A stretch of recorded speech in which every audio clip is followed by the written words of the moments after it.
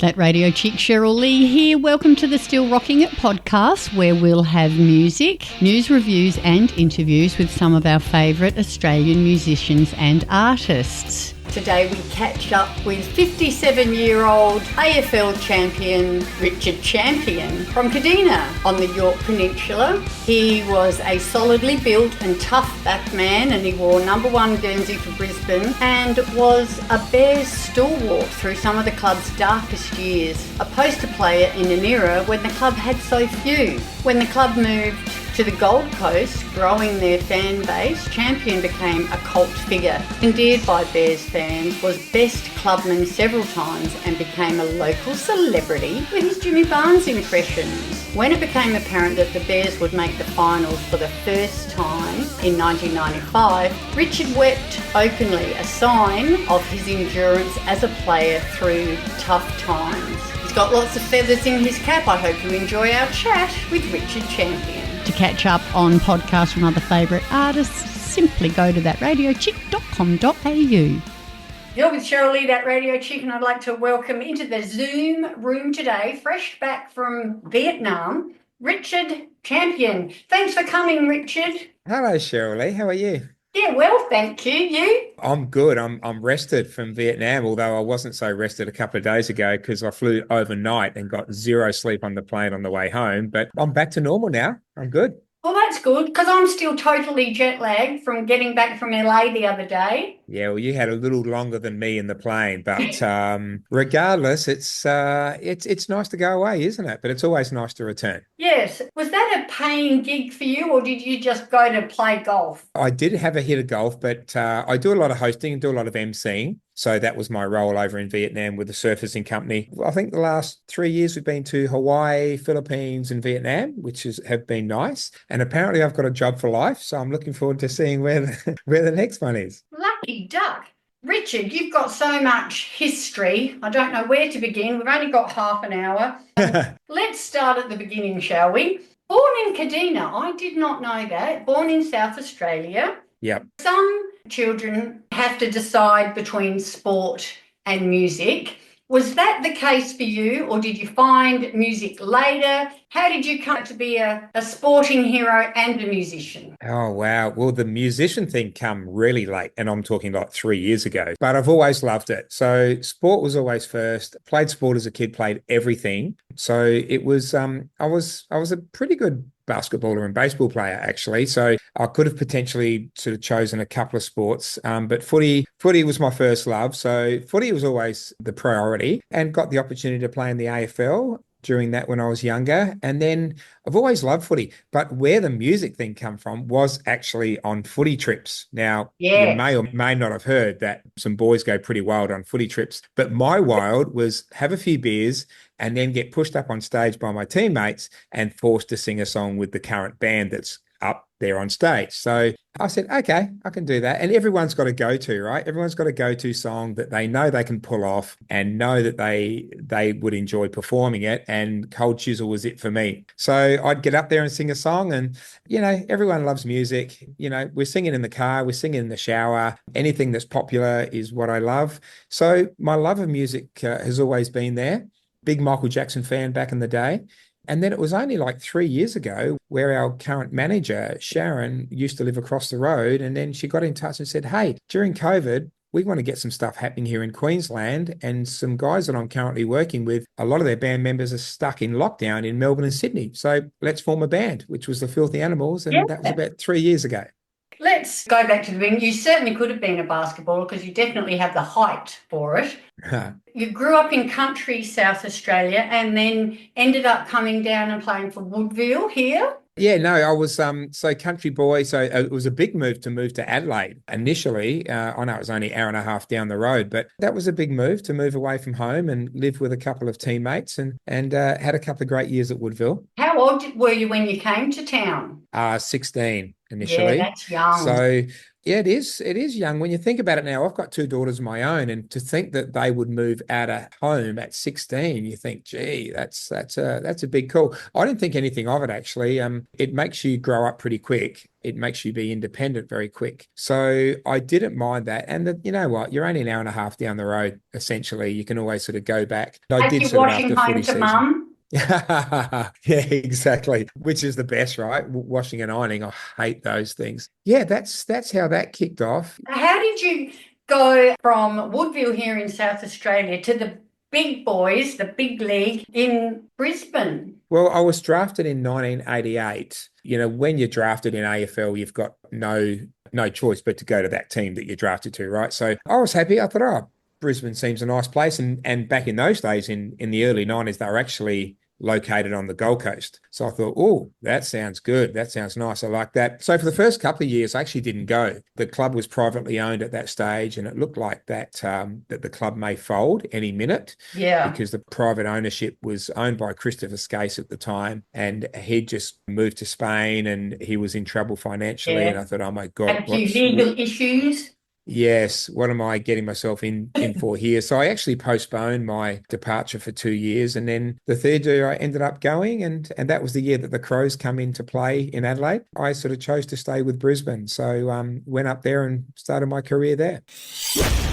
You are listening to Still Rocking It, the podcast with Cheryl Lee. Time for a song. I reckon Richard said he was a big fan of Michael Jackson. I'm a big fan of Eddie Van Halen. Let's play Beat It, Michael Jackson featuring Eddie Van Halen. Then we're back to speak some more to the AFL music legend that is Richard Champion.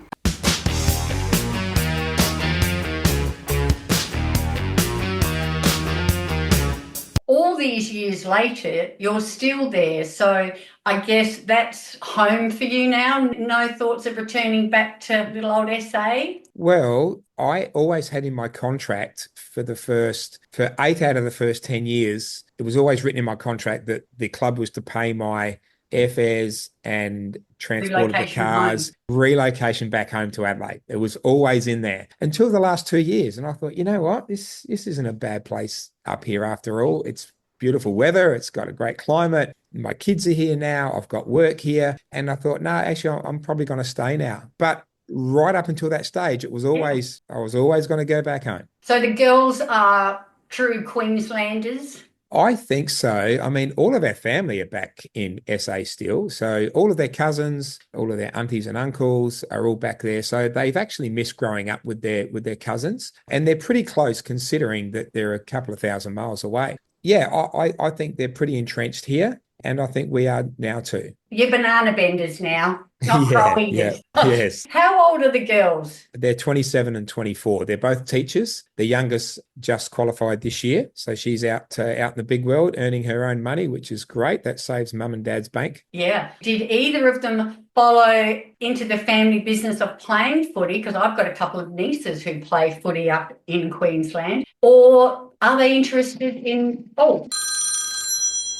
Oh, that's Barnsey asking me to do backing vocals. Sorry about that. Of course it is. Let me turn that off. Did they follow you into music? Yeah, no, they love their music, but they do love their sport. So they love netball and basketball. Now, the younger one in particular, she was a very good basketballer, in fact, still is. So she went to the States on a scholarship for basketball. Wow. But that was during COVID. So unfortunately, she had a 4-year contract, which only lasted a year because COVID sort of shut down the program over there. She was based in California. So she came back, then she waited 12 months. Then she decided, well, I've got to start my career here again. So she started her degree in teaching.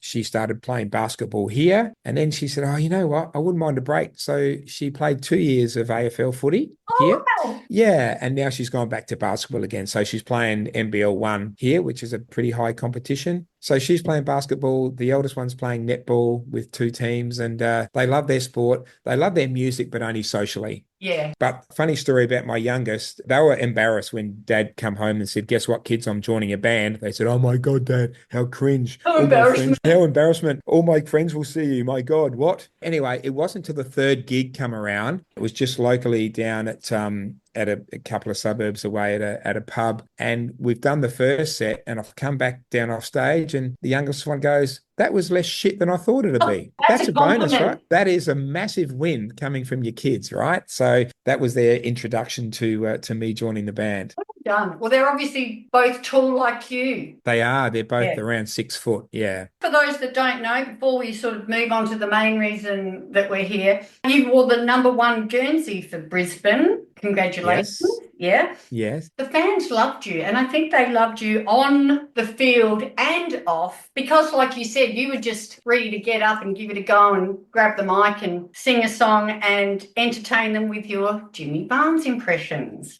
Yeah, well, that was again, that was something that was sort of naturally derived from footy trips and doing that sort of thing. So when Channel 7 had the competition on one of their footy shows for every team to enter someone or a few of their players into a talent competition, I joined up and ended up winning $30,000 for our footy trip by doing a Barnesy impersonation, and it sort of grew from there that I could hold a note essentially, and that's where this whole thing grew from, to be honest. You've got a lot of feathers in your cap: professional speaker, master of ceremonies, TV presenter, radio, AFL, all of that. But the most important thing is that you now sing for a band called... It's called Flame Trees Barnes Forever. Obviously, that's the new sort of tribute show that I've joined. But the Filthy Animals was the first band that I was asked to join. So that's still ticking along. That's a bit of a rotational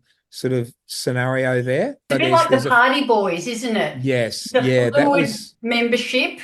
Yeah, that was the idea of it. So I was the original lead singer there, and then it's sort of grown into this monster that's just sort of continuing to pepper around, and there's a lot of people sort of joined in it now, which means I probably get less gigs than I would like. I just enjoy performing, so the more I could get involved in that, the better. So hence this other opportunity come up with the Cold Chisel Tribute Show, and I joined that. Now this is with the guys from, they're called the Australian INXS Tribute Show. So amazing musos. Yeah. Very professional. They've got a great show of their own. And this is an addition to when they need another option in their theatre shows that they do, that I do the Cold Chisel show. That is how I saw you. So yeah. Still Rocking It podcast with that radio chick, Cheryl Lee. Well, I think it's time for an INXS song, and I've chosen Never Tear Us Apart because of its footy connection, even though it's Port Adelaide. Here in South Australia, they've adopted that as their unofficial song. And then we're back to hear all about Richard and Della Coma. This is Andrew Farris, and you're with that radio chick, Cheryl Lee. Don't ask me what you know is true. Don't have to tell you. I just noticed that the Filthy Animals are coming to our town on the 3rd of August, but you're not joining them that time. We'll have to wait another time, will we? I know. Yeah. I was a bit disappointed with that. I would have loved to have come to Adelaide, to my hometown. But yeah, so it's just a bit random how it works out, who gets a gig at the time and who's available too, because, most of the musos sort of play for other bands as well. So it depends on who's available at the time, who's done some gigs before and sort of sharing it around. So it's a bit of luck of the draw. Yeah, I hope it goes well down there. Well, we'll hope we'll see you next time they come to our town. That would be great. I'll put in my order. Please do. I actually interviewed Del during the day for the telly and then raced out to the Bridgeway. Are you familiar with the Bridgeway? Yes. The Filthy... Oh, yeah. Did the Filthies play there? I think we did. I probably did. We did. Yeah. It sounds like a filthy venue. Yes, yeah. So I raced out there and interviewed Ross Wilson for the telly and then was racing back to the Entertainment Centre to see Del. Being an Adelaide girl of my vintage, Cold Chisel and Jimmy Barnes, I'm like, oh, damn it, I'm going to miss this tribute band, probably the first half. Oh, well, it might be a good thing because, you don't muck around with Jimmy or Chisel, right? Yes. You probably didn't notice, but halfway through your set, hubby and I raced in and sat down in the front row. And then I'm like, oh my goodness, they're not as shit as I thought. Yeah, you just never know what you're going to get. But yeah, hopefully you enjoyed it. Oh, I absolutely enjoyed it. I was the one dancing. Yes. I didn't realise, but so you followed Delacoma's INXS show as the support, not just for us in Adelaide, but all over. So it started off, we did a Filthy Animals gig in Caloundra on the Sunshine Coast up here in Queensland, which is where Del lives. So Del came to our show. I think he might have played just a couple of numbers there. And he saw me perform a couple of Chisel songs. And he's gone, oh my God, this is exactly what we've been looking for as an addition to our show that we do. So he came and chatted to me straight away. It took about 6 or 8 months to sort of work into it and then have an opportunity where we could sort of put it into a couple of shows. And we did that. And it's still relatively new, actually. Yeah, we've got another 3 gigs booked in by the end of the year up in sort of northern Queensland, Sunshine Coast, Bundy and Rocky. Nice. So we're doing a few shows up there before the end of the year. And we got some actual footage from the Adelaide Entertainment Show. So now we can start promoting a little more and hopefully we can do some more work. But I enjoy working with the guys. Del's a great performer. They're terrific guys to work with, great musos, and hopefully we can do some more around the place. Yeah, it was so good. You do a great job, I must say. Thank you. I really loved the finale. When you come back on the stage with Del at the end and do Good Times, it's like being at the Australian Made tour all those years ago. Yeah. It's just a good suit, isn't it? Like it's they were the 2 original artists who sang that, yeah. And it just makes sense to do that. So I think the way that we allocate our show out in regards to the songs and the sets that we do, it works well. So we do that, and then the guys can do their encore. So yeah, I enjoy it. I reckon we can really sort of grow it from where it's sort of just started. That was our first sort of serious show in doing that. So we're all a little bit nervous because we all hadn't done it in a theatre before. We'd only sort of done it at a pub. So to incorporate the whole theatre experience, that was our first time. And the guys hadn't played the songs for about 12 months, and we didn't have time to rehearse. So for it to go as well as it did, we were very happy. It was all right on the night. Exactly. You are listening to Still Rocking It, the podcast with Cheryl Lee. Let's have that song now. Good Times. This is Jimmy Barnes and Michael Hutchins from INXS. And then we're back to chat some more to Brisbane Lion life member for his 10 years of loyal service to the club, AFL champion, Richard Champion.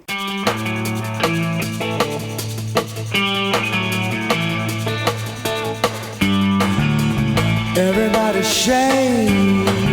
I think Delacoma are heading off overseas after these gigs, aren't they? Yeah, I think he's got an American tour happening. Yeah, he has. So have you got any plans to perhaps just take your show out and about? Well, I mean, I think obviously it's the Chisel one's more so Australian. The INXS one is more international. So I think there's more scope from an international perspective to do that. The Chisel one is more Australian orientated. So I feel that it is better suited here. Oh, absolutely. But have you got plans while they're away to do a little like pub tour gig or something to keep? I don't. I mean, I'm sort of leaving it up to them. I'm just saying, hey, yep. If they reach out and say, are you available for this date? I'll go, yep, I'm in.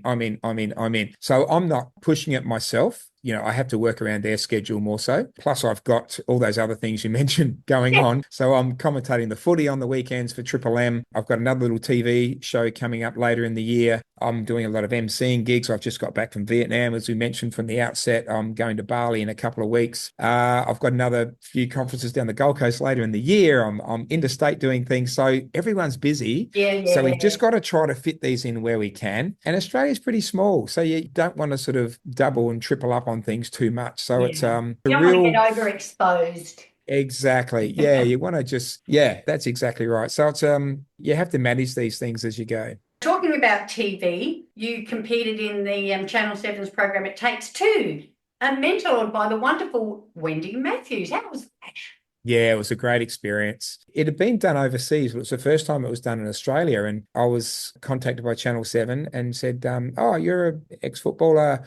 can you sing? And I said, well, that's up for you to decide. I can come down and audition if you like. So we did. And they said, yep, we'd love to have you on board, which was great. But, just meeting and working with those other artists. Guy Sebastian was involved in that first series as well. So we've become friends. Both born in South Australia. Wendy Matthews was a great mentor for me. Wendy sort of kept to herself a little more. She's still out there doing her thing as well. Oh, God, we've met David Hobson, obviously the opera singer. He loves his footy, so we got on famously. We've made some lifelong friends, actually, through that show. I think it was 13 episodes, and it was filmed down in Melbourne, so we travelled a lot. And it was a big commitment, but it was lots of fun. That holds very fond memories. Well, we've got Wendy Matthews coming here soonish with the fabulous Caprettos. Oh, okay. I haven't seen the guys before. They're a super group, a bit like the Filthy Animals. They've got Dave Gleeson. Oh, yes. Yeah. Well, speaking of which, Gleeso was in this show as well. So was he? Gleeso and myself were basically the social managers of that TV show. So we were out having a good time after every episode. So yes, Gleeso and myself were pretty much running the social activities. Oh, I'm surprised you survived. I know, me too. How'd you keep up with him? I didn't. Don't even try. He lives in Adelaide now. Yes, yep. Yeah. I think he's in the Adelaide Hills way, isn't he? Yeah, he is. So it's got him and Ray Thistlethwaite from Thirsty Mercury. Russell Morris just retired from it, and Daryl Braithwaite was in the original lineup, but he's retired as well, and Joe Camilleri has just joined them. Jack Jones from Southern Sons has been in the lineup from the start, and Wendy's coming along with them, so that'll be brilliant. Geez, there's some talent there. Exactly. I called it Dave's boy band. I love it. Still Rocking It podcast with that radio chick Cheryl Lee. Apart from the quintessential Jimmy Barnes song, Australia's true national anthem, which we'll play at the end, I know that this next song, Ride the Night Away, is one of Richard's favourites to sing. And we'll be back to speak to the Brisbane Bears / Brisbane Lions heroes straight after this. It's Jimmy Barnes here. You listen to Cheryl Lee.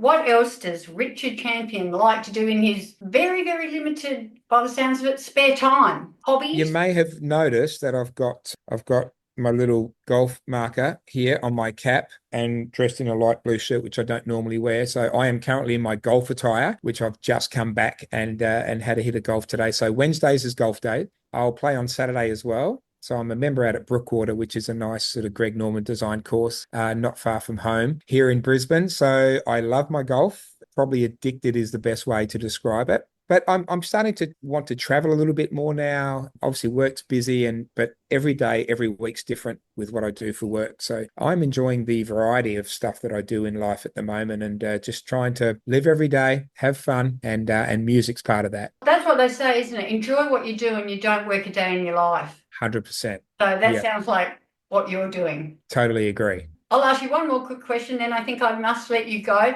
Because you're this big rock star, right? Now, yeah, for sure. What is your non-negotiable in the green room that you've got to have or you're not going to? Okay, so this isn't going to sound very, very rock and roll at all, Cheryl Lee. Coconut water. Oh, that is not rock and roll. It's so not rock and roll. And you know the reason why? Because everyone's got, I need gin, I need vodka. CC and Dry is Brett Williams from the Choir Boys. That's his go-to. Our keyboard player is Rosé. Beers is another one, a certain type of beer. So everyone's got their little vice. But if I drink alcohol before I go on, it really messes with my voice. So I have to give myself every opportunity to be able to sing as best I can. So I don't normally drink alcohol before I go up and perform. So it's just, I'll have some coconut water, please. I am a cheap buy. So you're not once like we finish, then? no, a whole bottle, not drinking vodka. One on the stage. No, he tends to that, and I don't know whether he still does that. But no, he doesn't. No, I watch him pretty closely now, and he's also got 3 backup female singers to hit those high notes for him. Yes. But I haven't, unfortunately. I'm pretty much on my own, so I've got to try to get there by myself, and alcohol doesn't allow me to do that. So. Mind you, I'll make up for it after the gig, but before the gig, it's pretty much a no alcohol zone for me. That's fair enough. And, you know, I asked Del the same question. Yeah. His answer's even less rock and roll than yours. Oh, what's Dell's? A steamer. Oh, there you go. See, we're just professionals now, Cheryl Lee. That's how we're up. That's how right. the new age, Not like the old new days. age rock stars. I see Mick Jagger's just got engaged to a 37-year-old girl, right? So there's hope for us all. Yeah. Still. Good on you. I'm so glad that you're enjoying all your activities, and it's a yes from me. Excellent. Okay, And you could have have gone the other way. Yes, your chair has turned and I'm happy with that. Yeah. Thank you. No, look, I really appreciate it. And I know you sent me some video afterwards. It was, as I said, it was our first theatre gig. So we're only going to get better and improve from here on in. So I'm really proud and honoured and happy to be involved with these guys and branching out and doing a couple of little different things because I do love my music and I'm glad you had a good time. And thank you for jumping on board and having me on board with the podcast here as well. Thank you for coming and having a chat and being so generous with your time. I look forward to either seeing you with Barnes Chisel, Flame Trees, or Filthy Animals or something here in Adelaide, and I'll be down the front. Good girl. I appreciate it. Thanks very much, Cheryl Lee. Thank you. Enjoy the rest of your day. See you guys. You are listening to Still Rocking It, the podcast with Cheryl Lee. We're going to go out with what should be Australia's national anthem, Working Class Man, from the Working Class Man album by Jimmy Barnes, Richard Champion's all-time favourite song to sing. Working hard to make a living, bringing shelter from the rain. You're with Cheryl Lee, that radio chick. Thank you so much for joining me on the Still Rocking It podcast. Hope to catch you again next time. Get out when you can, support Aussie music, and I'll see you down the front.